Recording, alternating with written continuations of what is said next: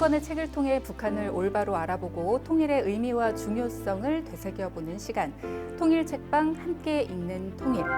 자, 오늘 여러분과 함께 읽어볼 책은요. 휴전선을 넘어서 한국에 정착한 한 탈북민의 기망록이라고 할 수 있죠. 조난자들입니다.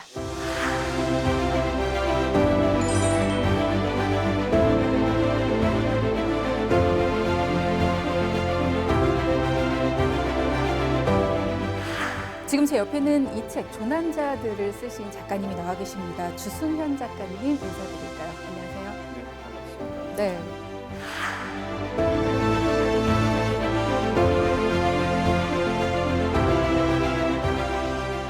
작가님의 이름을 이렇게 검색을 해보면요. 가장 먼저 눈에 띄는 말이 있습니다. 탈북민 1호 통일학 박사라고 검색이 되거든요. 네. 예.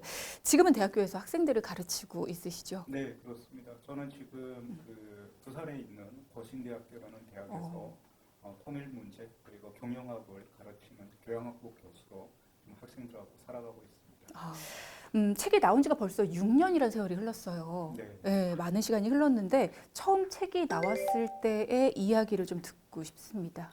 그때 당시에 책이 출간되었을 때 사회적인 반응이 좀 좋았습니다. 왜냐하면 대부분은 이제 북한에서의 삶이나 뭐 탈북 가정에서의 어떤 수기 같은 책들이 많거든요. 맞아요. 근데 한국에서 살아가고 있는 그런 부분에 대해서는 아마 최초의 책이 아닐까 싶어서 탈북자가 보면 한국에서의 삶에 대해서 좀 많은 사람들의 관심을 가졌던 것 같습니다. 자, 그럼 본격적으로 오늘의 책입니다. 조난자들에 대한 이야기를 시작해 보도록 하겠습니다. 책 제목에 대해서 먼저 여쭤보고 싶어요. 조난자들, 남과 북 어디에도 속하지 못하는 이들에 관하여. 이 제목 속에 조난자들 어떤 뜻이 담겨 있습니까? 분단 환경에서 여러 가지로 조난당한 사람들이 있다 그런 생각을 해서고요. 전쟁이 끝난 상황이 아니지 않습니까? 그렇죠. 전쟁이 끝나지 않은 한반도가 불안정한 상황에서는 끊임없이 조난자들이 계속 생길 수밖에 없다. 그런 것들이 제가 분단을 그렇죠. 공부하면서 그리고 이제 탈북자로서 한국 사회를 경험하면서 들었던 생각이었습니다. 네.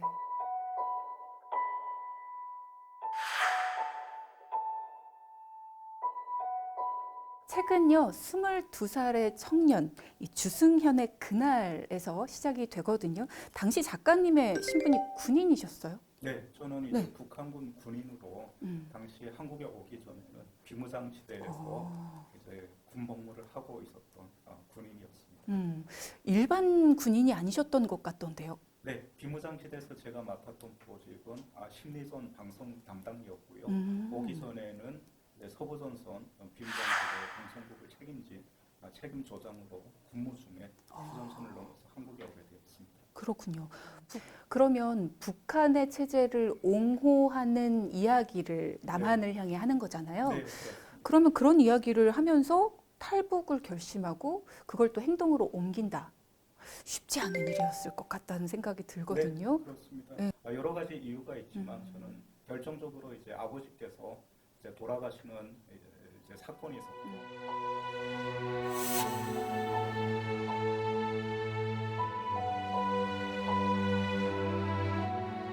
탈북 과정은 또 어떠셨나도 궁금해요. 굉장히 빠르게 도착을 하셨다고 들었어요. 방금. 네. 네. 제가 그 군복무했던 비무장 지역은 서부전선 지역입니다. 네. 서부전선은 대체적으로 평야 지역입니다. 그래서 북한군 초소와 남쪽 초소의 거리가 굉장히 가깝습니다. 물론 그것을 이제 뛰어서 오면 뭐 5분이나 10분 정도 걸릴 수 있는 거리인데 저는 25분 정도 걸렸습니다. 그 이유는 뭐냐면 650m 사이에 지뢰도 있고 그리고 철책선도 있고 공업전선도 있고 네. 그리고 장애물이 굉장히 많습니다. 그래서 그것을 제가 다 돌파하다 보니까 25분 정도 걸렸는데 사실은 25분도 좀 최단 기록이라는 얘기를 제가 한국에 와서 듣게 되었습니다. 다행입니다. 이렇게 작가님 같은 경우에는 뭐 중국이라든가 제3국을 거쳐서 이제 남한으로 오신 게 아니라 휴전선을 넘어서 한국으로 오시게 된 거잖아요. 네. 네. 이런 이유로 당시에 함께했던 탈북민들 사이에는 따돌림 아닌 따돌림도 당하셨다 이런 얘기도 들었어요. 네, 당시에는 이제 제가 한국에 올 때 탈북민들이 굉장히 많이 들어올 때입니다. 그래서 하나원의 한 기수에 뭐 이제 200명 뭐 그렇게 이제 많이 올 때여서 근데 그분들이 다 중국이나 제3국을 통해서 이렇게 오시는데 그 국경 경비대의 횡포가 장난이 아닙니다. 그쵸. 그렇죠. 네. 그래서 거기에 대한 어느 정도의 안 좋은 감정들이 있는데 제가 휴전선을 넘어왔다고 하니 아마 국경 경비대와 좀 비슷하게 본 것 같습니다.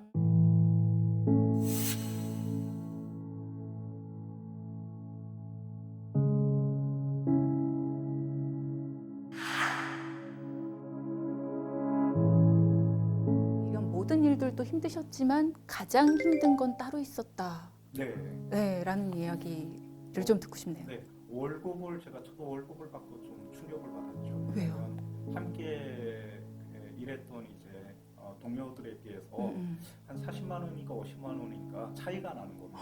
근데 일은 제가 더 많이 했던 걸로 기억이 나는데 그래서 제가 그 부분에 대해서 사장님께 이렇게 말씀을 드렸더니 어쩔 수 없다는 이제 그런 투로 저에게 또 대답을 주셔서 그때 제가 생각을 했죠. 공부를 해야겠다. 왜냐하면 대한민국 국민이 된 것도 맞고 자유를 찾아온 것도 맞지만 이 사회를 좀 알아가는 게 중요하고 알아가기 위해서는 공부를 이제 해야겠다는 생각이 그때 처음 들게 된 거죠. 자, 그러면 공부를 해야겠다라는 결심을 하셨어요. 네. 근데 그 중에서도 특히 통일학을 공부해야지라고 결심을 하신 데는 특별한 이유가 있나요? 공부를 하다 보니까 굉장히 이제 많은 것을 더 배우면서 좀 파고 들어야겠다는 생각이 들었고 마침 이제 통일학이라는 학문이 이렇게 또 생겨났을 때여서 그 전공을 잡아서 제가 한반도 분단 문제에 좀 더 이렇게 다가가는 그런 어떤 학문으로 선택을 했던 것 같습니다. 생활비의 등록금까지 이제 스스로 마련을 하시면서 학업을 네. 하신 거잖아요. 그렇습니다. 네. 포기할까라는 생각은 안 하셨어요? 포기할까 생각도 중간에 여러 번 했는데요. 네. 포기하면 뭐 제가 이제 좀 공부를 하면서도 하고 싶었던 분야가 있었습니다. 뭐 분단이나 통일에 대해서 공부를 하면 할수록 이쪽을 좀 파고 들어야겠다는 목표가 있었기 때문에 그러한 목표가 좀 어려움들을 계속 커버해줬던 것 같습니다. 네. 그 책에는 조난 끝에 세상에서 사라지거나 한국을 떠난 탈북민의 이야기도 담겨져 있거든요. 네. 당시에 제가 뭐 책에도 언급되었던 두 사건이 있었습니다. 하나는 저와 함께 대학에서 수학을 했던 근데 이제 그분은 이제 북한에서 명문대를 나오셨어요. 근데 북한에서 명문대는 한국에서는 어차피 이제 인정이 안 되다 보니까 나이도 있고 또 북한 출신인 그런 이유로 이제 취업이 안 되는 겁니다. 그래서 중간에 이제 배우자분께서도 중간에 잘못되시고 해서 그 상태에서 이제 극단적인 선택을 하는 그러한 사건이 저에게는 좀 충격적인 사건이 있었고요. 그리고 또 하나 제가 그 책에서 거론했던 사건이 북한에서 의사 출신인 이제 그 탈북민이 아픈 와이프의 병을 고치기 위해서 한국에 와서 열심히 이제 일을 했었는데 건설 현장을 이제 전전하다가 결국에는 이제 그 빌딩에서 유리창을 닦는 그런 일을 하다가 도중에서 이제 떨어져서 돌아가셨습니다. 그래서 그러한 것들을 좀 경험을 하면서 제가 생각하는 한국에서의 어떤 이분들의 삶을 이렇게 함께 보려고 했던 그런 시도를 책을 통해서 한번 해봤던 거죠. 탈북민들이 한국에 왜 왔는지에 대한 거를 우리가 다시금 좀 깊이 생각할 필요는 있는 것 같다는 생각이 드네요. 네, 그렇습니다. 사실 뭐 탈북민들이 한국에 온 것은 이제 자유를 찾아서 왔다 그런 이제 얘기를 하는데 저는 정말 좋은 이제 말이라고 생각을 하고 북한이라는 체제가 억압적인 체제이지 않습니까? 그래서 그 억압적인 체제를 탈출해서 자유의 땅으로 온 것이 이제 1차적인 부분이라면 2차적인 것은 한민족인 그리고 민주주의 체제에서 이들이 다시 본인들이 동등한 국민으로 그렇죠. 대우받으면서 그리고 그러한 것들을 공유하면서 사는 것도 자유의 한 영역이라고 생각을 합니다. 그런 측면에서 우리 사회가 분단 사회이긴 하지만 탈북민을 통해서 이들과 함께 사회 통합이나 준비하는 그러한 시도들을 끊임없이 하고 있는 중이라고 저는 생각이 듭니다. 네.